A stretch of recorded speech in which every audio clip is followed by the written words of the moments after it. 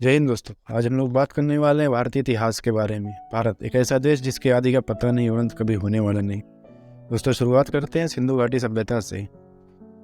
यह सिंधु नदी के किनारे बसा था। इसका टाइम पीरियड 2500 बीसी से 1750 बीसी के बीच माना जाता है। इसकी जानकारी सबसे पहले चार्ल्स मेसन ने, सर्वेक्षण जेम्स कनिंघम ने, लेकिन खुदाई 1921 में दयाराम साहनी ने की। 13 लाख स्क्वायर किलोमीटर में फैला ये एरिया ट्रायंगुलर शेप में था। इसके कुछ प्रमुख नगर थे जैसे मोहनजोदड़ो, बनवाली, कालीबंगा, धौलावीरा, लोथल, रंगपुर और भी इसी तरह से।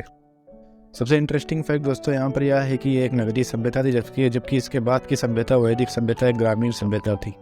वैदिक सभ्यता का टाइम पीरियड 1500 बीसी से 600 बीसी तक माना जाता है। शुरुआत करते हैं दोस्तों ऐतिहासिक वंशों की। भारतीय इतिहास का पहला वंश हर्यांग वंश माना जाता है। इसके संस्थापक बिंबिसार थे। इनके साम्राज्य विस्तार का तरीका काफ़ी यूनिक था, काफ़ी अलग था। ये विवाह करते थे और दहेज में साम्राज्य ले लेते थे।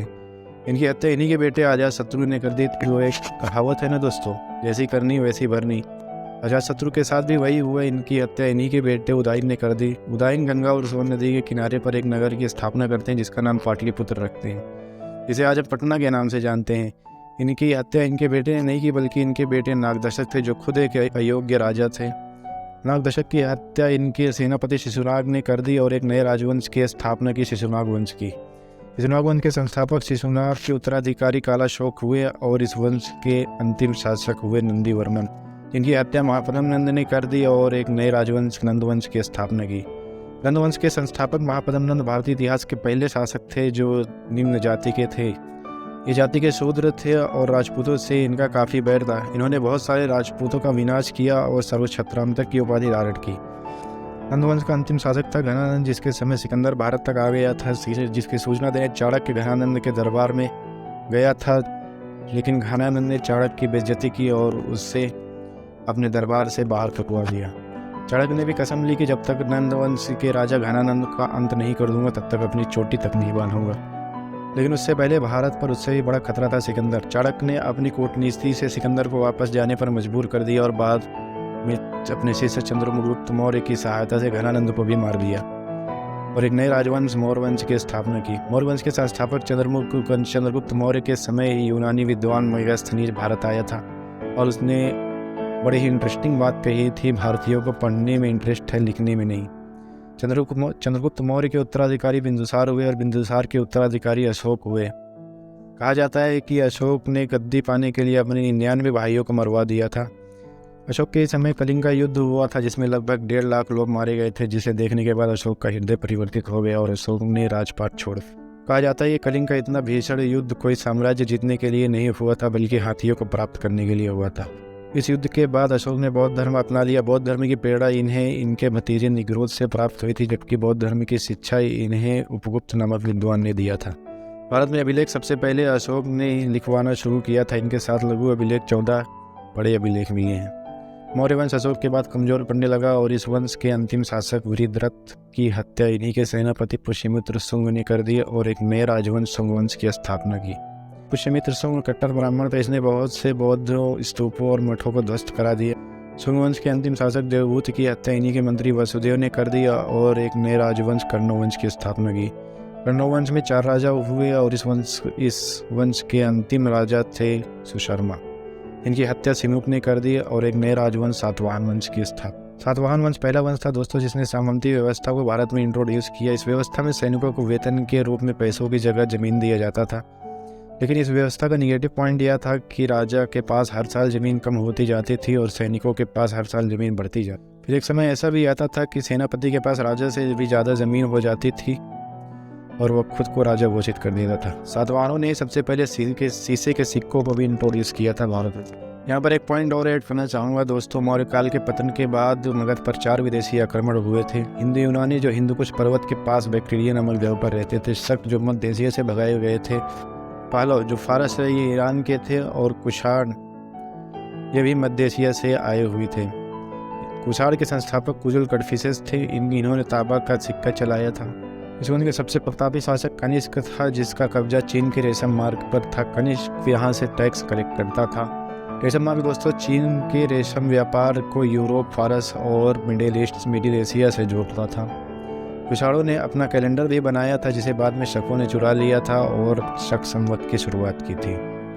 कुषाणों के ही सामंत थे श्रीगुप्त, जिन्होंने बाद में गुप्त वंश की स्थापना की, लेकिन श्रीगुप्त और उनके बेटे घटोत्कच गुप्त वंश के वास्तविक संस्थापक नहीं माने जाते हैं, क्योंकि इन दोनों ने सामंत के रूप में ही शासन किया था। गुप्त वंश के वास्तविक संस्थापक चंद्रगुप्त प्रथम को माना जाता है। इनके बाद समुद्रगुप्त गद्दी पर बैठते हैं। समुद्रगुप्त को धरणीबंध कहा जाता है क्योंकि उत्तर भारत के 9 राज्यों को इन्होंने जीत लिया था। इस पर इनका अधिकार था और दक्षिण भारत के 12 राज्यों को जीतकर इनसे ये टैक्स वसूलते थे। समुद्रगुप्त के इन्हीं विजयों के कारण B.S. स्मिथ ने इनकी तुलना नेपोलियन से की और इन्हें भारत का नेपोलियन कहा जाता है। पुराणों में कहा गया है कि समुद्रगुप्त का घोड़ा 3 समुद्रों का पानी पीता था। ये थे हिंद महासागर, अरब सागर और बंगाल की खाड़ी। समुद्रगुप्त के बाद गद्दी पर चंद्रगुप्त प्रथम बैठते हैं, जिन्होंने विक्रमादित्य की उपाधि धारण की थी। विक्रमादित्य की उपाधि 14 शासकों ने धारण की थी, लेकिन ये वही विक्रमादित्य थे जो न्याय के लिए प्रसिद्ध हैं। वो स्टोरी शायद आपने पढ़ी होगी, the judgement seat of king Vikramaditya. Gupta वंश के अंतिम शासक थे विष्णु। गुप्त वंश के बाद पुष्यभूति वंश या वर्धन वंश आता है, जो गुप्त के ही सामंत थे। वर्धन वंश का सबसे प्रतापी शासक हर्षवर्धन था। इसी के समय चीनी यात्री ह्वेनसांग भारत आया था पढ़ने के लिए। कश्मीर को छोड़कर पूरे उत्तर भारत में हर्षवर्धन का अधिकार था, लेकिन अनफॉर्चुनेटली इसकी कोई संतान नहीं थी, जिससे इनके मरने के बाद पूरे उत्तर भारत में राजनीतिक शून्यता की स्थिति आ गई। इसी को कहा जाता है युग परिवर्तन का काल। ये सभी उत्तर भारत के वंश थे दोस्तों। इन्हीं के समकालीन दक्षिण भारत में भी कई वंश हुए, जैसे चोर, इनका क्षेत्र केरल में था। पांग तमिलनाडु के दक्षिण भाग में थे। चोल ये तमिलनाडु के पूर्वी भाग में थे। इनके अलावा राजपूत, सेन वंश, प्रतिहार वंश, चंदेल वंश, इसी तरह आखिर में चौहान वंश आता है। इसके संस्थापक थे वसुदेव। इस वंश के अंतिम शासक थे पृथ्वीराज तृतीय, जिनके समय मोहम्मद गौरी ने भारत पर आक्रमण किया और 1191 में तराइन का प्रथम युद्ध हुआ, जिसमें पृथ्वीराज और गौरी के बीच लड़ा गया।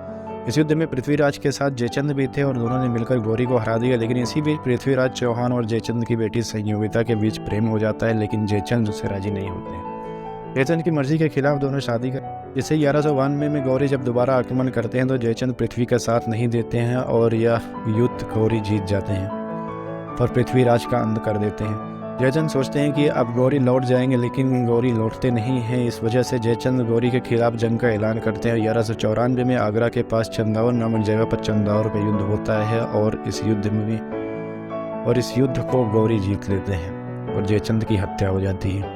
मोहम्मद गौरी पहले मुस्लिम नहीं थे दोस्तों जिन्होंने भारत पर आक्रमण किया था, बल्कि इससे पहले ही भारत पर मुस्लिम आक्रमण हो चुका था। भारत में मुस्लिम आक्रमण 2 चरणों में हुआ था, पहला अरब, दूसरा तुर्क। भारत पर प्रथम अरब आक्रमणकारी थे मोहम्मद बिन कासिम, जिन्होंने राजा दाहिर से 1712 ईस्वी में युद्ध लड़ा था और ये जीत भी गए थे। जिस समय मोहम्मद बिन कासिम भारत आए थे उस समय इनकी उम्र मात्र 17 साल थी। मोहम्मद बिन कासिम ने सबसे पहले भारत में जजिया कर को इंट्रोड्यूस किया था, लेकिन इनके लगाए हुए जजिया में 5 लोग बाहर थे, यानी इनसे कोई जजिया नहीं लिया जाएगा, जिनमें थे बच्चे, बूढ़े, विकलांग, ब्राह्मण और औरतें। मोहम्मद बिन कासिम की भारत में लोकप्रियता बढ़ते देख इन्हें अरब वापस बुला लिया गया और इनकी हत्या कर दी गई। दूसरे चरण में तुर्कों ने भारत पर आक्रमण किया और प्रथम तुर्क आक्रमणकारी थे सुबुक्तगीन। इन्होंने 986 ईस्वी में हिंदू शाही वंश के शासक जयपाल को पराजित किया। सुबुक्तगीन के बेटे थे महमूद गजनवी, जिन्होंने 1001 से 1027 के बीच भारत पर 17 बार आक्रमण किया।